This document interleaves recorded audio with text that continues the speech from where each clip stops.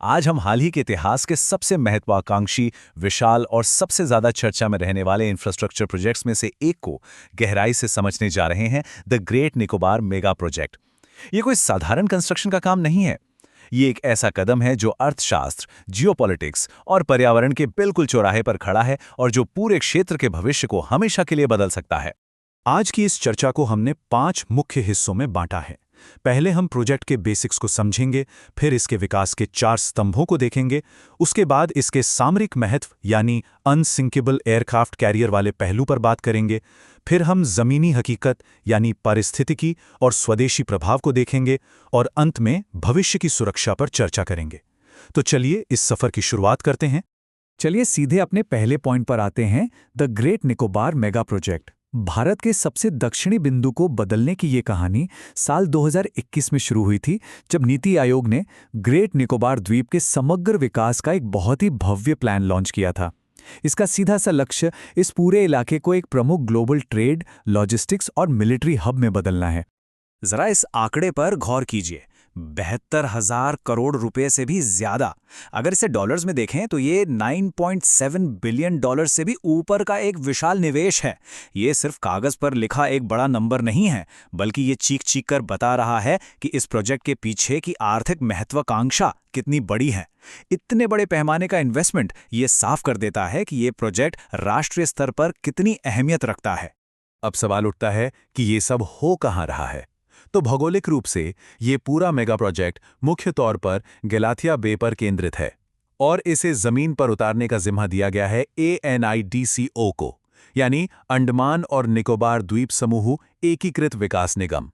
Galathea बे को चुनना कोई इत्तेफाक नहीं है, बल्कि इस द्वीप की खास लोकेशन का पूरा फायदा उठाने के लिए इसे बहुत सोच समझकर चुना गया है।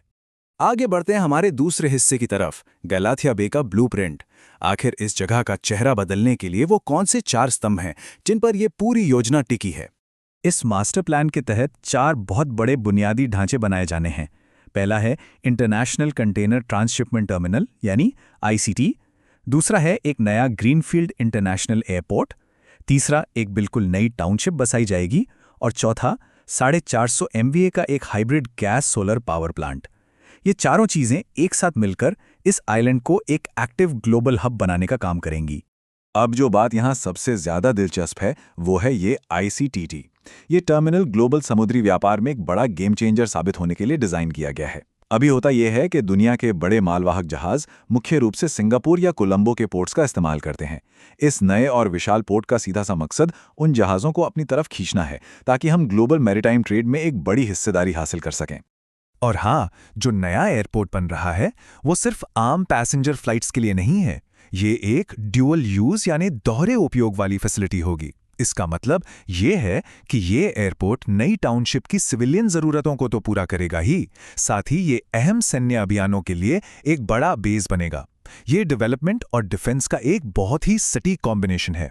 लेकिन इस प्रोजेक्ट के पीछे की असली जियोपॉलिटिक्स क्या है? यह हमें हमारे तीसरे पॉइंट की तरफ ले जाता है। मलक्का स्ट्रेट के इतने करीब होने की वजह से इसका रणनीतिक महत्व बहुत बहुत ज्यादा बढ़ जाता है। शायद आपने ये टर्म पहले भी सुना हो, अनसिंकेबल एयरक्राफ्ट कैरियर। मतलब एक ऐसा विमान वाहक पोत जो कभी डूब नहीं सकता।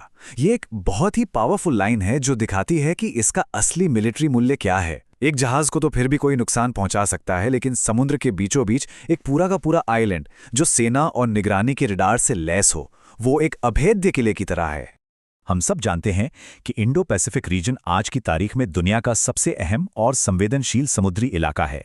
यहाँ ये नया इंफ्रास्ट्रक्चर क्षेत्रीय प्रतिस्पर्धियों के खिलाफ हमारी सुरक्षा को कई गुना बढ़ा देगा। इससे समुद्री निगरानी या मैरीटाइम सर्वेलेंस बहुत स्ट्रांग हो जाएगी, जो कि इस पूरे इलाके में एक बहुत ही मजबूत सिक्योरिटी बफर का काम करेगा।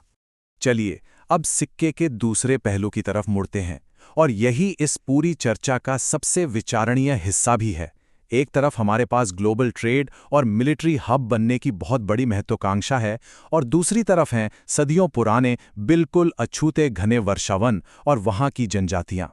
ये एक बहुत ही जटिल स्थिति है जहाँ बड़े पैमाने का विकास और प्रकृति बिल्कुल आमने सामने खड़े हैं। यहीं से हम आते हैं अपने चौथे पॉइंट पर, जमीनी हकीकत। इतने बड़े प्रोजेक्ट्स कभी भी बिना किसी कीमत के नहीं आते, इसलिए इसके पारिस्थितिक और मानवीय प्रभाव को समझना बहुत ज़रूरी हो जाता है। अगर हम सीधे आंकड़ों की बात करें तो इस पूरे आइलैंड के कुल एरिया का ठीक 1.82% वन क्षेत्र इस कंस्ट्रक्शन के लिए डाइवर्ट किया जा रहा है और बाकी 98.18% वैसा ही रहेगा। अब सुनने में ये 1.82% बहुत छोटा लग सकता है, लेकिन इस तरह के इकोसिस्टम में इतने हिस्से का भी कंक्रीट में बदलना एक बहुत गहरा और स्थायी असर छोड़ सकता है। हमें ये याद रखना होगा कि ये आइलैंड दुनिया के कुछ सबसे प्राचीन और अछूते ट्रॉपिकल रेन फॉरेस्ट का घर है। यहाँ की बायोडाइवर्सिटी इतनी समृद्ध है कि इस प्रोजेक्ट को इसके संभावित नुकसान के लिए काफ़ी आलोचनाएं भी झेलनी पड़ रही हैं।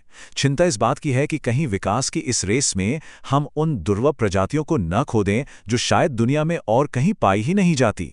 और सबसे अहम बात, यहाँ सिर्फ दुर्लभ पेड़ पौधे या जानवर ही नहीं रहते, ये जगह शोम्पेन और निकोबारी जैसी प्राचीन जनजातियों का घर भी है। इतने बड़े पैमाने पर जब इंफ्रास्ट्रक्चर बनेगा तो उनकी सदियों पुरानी जीवन शैली, उनके घर और उनके कल्चर पर इसका क्या सीधा असर पड़ेगा, ये एक बहुत बड़ी और जायज़ चिंता है जिसे नज़रअंदाज नहीं किया जा सकता। इन सब अहम सवालों और चिंताओं के बीच उपाय क्या हैं? ये हमें हमारे आखिरी सेक्शन तक लाता है, भविष्य की सुरक्षा और इन चुनौतियों का मैनेजमेंट। इन सभी चिंताओं का संज्ञान लेते हुए सरकार ने आधिकारिक तौर पर कैलिब्रेटेड सेफगार्ड्स और पर्यावरण प्रबंधन योजनाओं का संकल्प लिया है।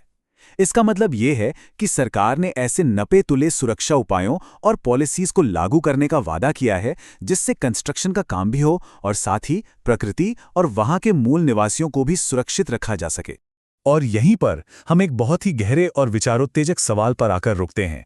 क्या ग्लोबल मैरीटाइम एम्बिशन और अछूती बायोडाइवर्सिटी के बीच बैलेंस बनाने के लिए ये कैलिब्रेटेड सेफगार्ड्स वाकई में काफ़ी होंगे? क्या हम विकास और पर्यावरण संरक्षण के बीच वो सही संतुलन खोज पाएंगे?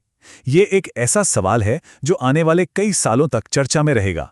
इसी विचार के साथ हम आज का ये विश्लेषण यहीं खत्म करते हैं। जटिल विषयों को करीब से समझने की ये जिज्ञासा आगे भी बनाए रखिएगा।